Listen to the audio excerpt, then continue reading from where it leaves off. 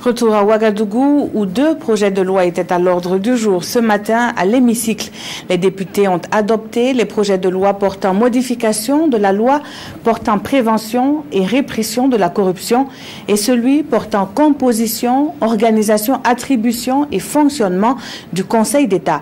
Quelles seront les incidences de ces 2 lois adoptées sur la vie de la nation?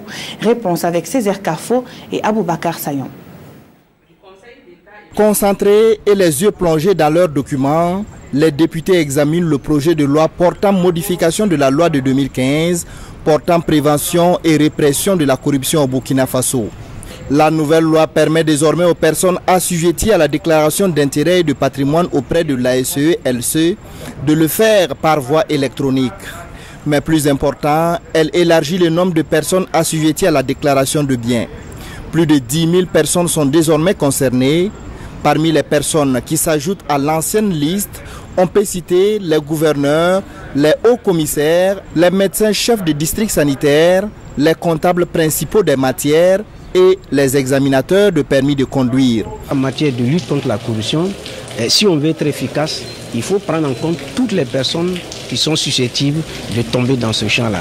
Et je crois que l'ASE-LC a été audité et il s'est avéré qu'il fallait prendre en compte certaines personnes si on veut que cette lutte-là soit efficace. Maintenant, le gouvernement travaillera avec l'ASE pour lui donner les moyens nécessaires pour pouvoir faire son travail de façon efficace. Sur la liste figurent également les députés à l'Assemblée nationale. Le député Yahaya Zungrana fait alors un amendement pour que les parlementaires soient retirés de la liste. En dehors du président de l'Assemblée nationale et des 2 questeurs, aucun député ne gère des fonds publics à l'intérieur de l'Assemblée. Voilà la raison principale qui a amené les commissaires, donc les membres de notre commission, à proposer cet amendement. Finalement, après de longs débats, la loi est adoptée avec le maintien des députés sur la liste.